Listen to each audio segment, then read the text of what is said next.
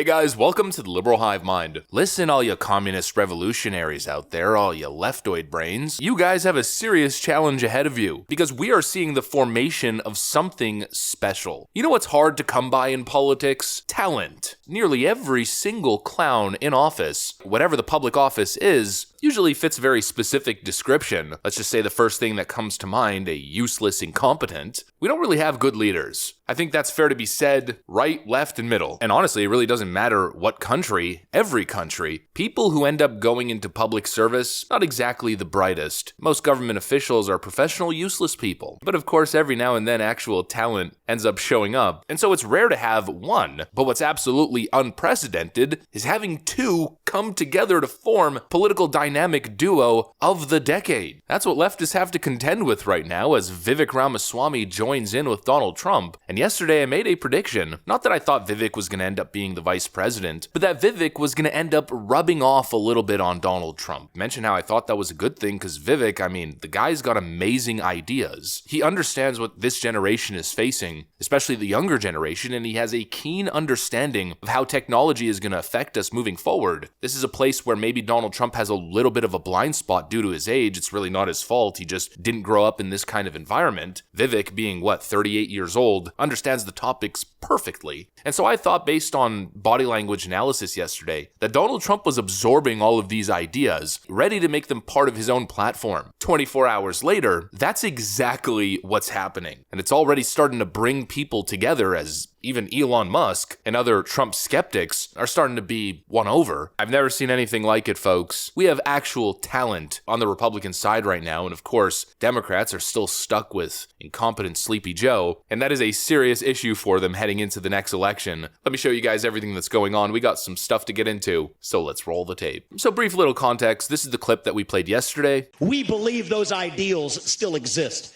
This man is going to be your next president to revive them. E pluribus unum, from many, one. And you know how we're doing it? We're doing it by speaking the truth at every step of the way. There are two genders in this country. Period. That is the truth. Fossil fuels are a requirement for human prosperity. Drill, frack, burn coal, embrace nuclear energy. Reverse racism is racism. An open border is not a border. Parents determine the education of their children. The nuclear family is the greatest form of governance known to mankind.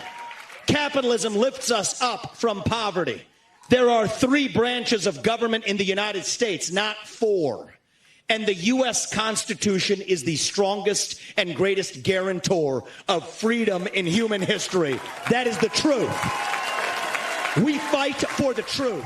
Joining us now is Ari Fleischer, former White House press secretary, Fox News contributor. Vivek, of course, with his typical bullet points, one after another. But of course, what we focused on in that video was Donald Trump's reaction in the back. Very silent, but interested and intrigued, like a sponge absorbing. And that's what led me to making the claim that I think Donald Trump's going to adopt some of these ideas and some of these talking points. Then Vivek Ramaswamy shows up on Fox News and says this. I've actually championed in this race that I do think would be beneficial to the America First movement for President Trump to take on, and I think he was very amenable to many of them. Opposition to a central bank digital currency, talking about certain pardons that I think we need on day one, Julian Assange included on that list. And so I'm not a politician, I'm a businessman, but I'm also somebody who cares about the details of policy and commitments.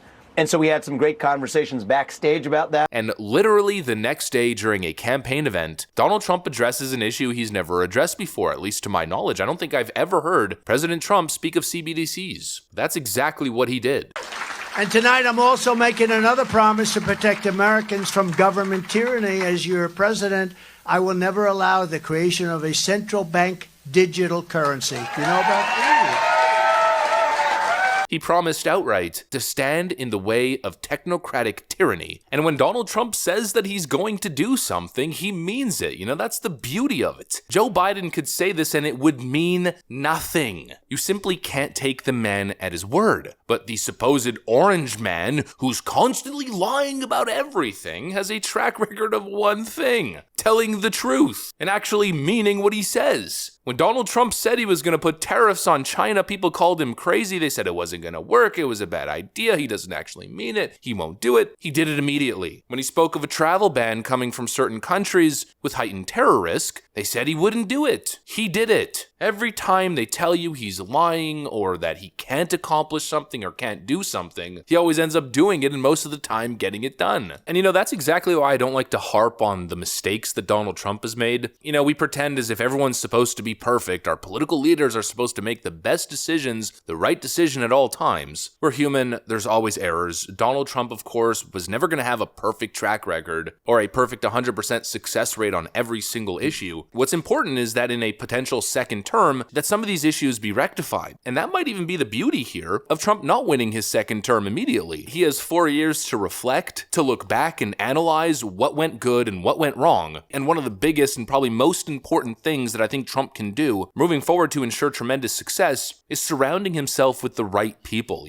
That's one thing that you got to give Donald Trump credit for. He listens to people. He's malleable. He's open-minded. Vivek actually tweeted this after the CBDC thing. He says, "I respect immensely President Trump's openness to putting the right ideas into action. May the next 4 years be an American renaissance ahead of us." I don't think Trump gets credit for that. In some cases, it could be a bad thing if you surround yourself with the wrong people who are giving you the wrong advice. You could find yourself in trouble, and there was a little bit of trouble back during his first term with all the snakes that surrounded him. But you fix that one problem, which honestly, at this point, I think should be pretty easy to do considering over the last 4 years, now that Trump has been out of office, I'd say a lot of these snakes poke their heads above the grass. We've seen them for who they are. And so moving forward, I think, a new American renaissance makes sense. It's possible. It's plausible. Not to mention it could appeal to a new voter demographic in general. There's millions of people who are into the idea of cryptocurrencies, myself included. I'm not talking about all the Ponzi schemes out there, but the idea of a cryptocurrency, the idea of something that allows global trade and transfer of currencies. People who believe in that kind of technology and never want to see a government-controlled digital currency like a CBDC, well, you're going to appeal to those voters because we already know where the Democrats stand. They've made it clear. Elizabeth Warren calls for U.S. to create a CBDC. I think it's time for us to move in that direction, the Democrat senator told Chuck Todd in an interview aired on Thursday night back in 2022. The Democrats are pushing towards a technocratic government, a technology-driven government where the few elites have total control over everyone and everything. Something like a central bank digital currency is what Chinese communists salivate over. That's like the perfect system. Essentially what Democrats want is that Chinese communist vision of government.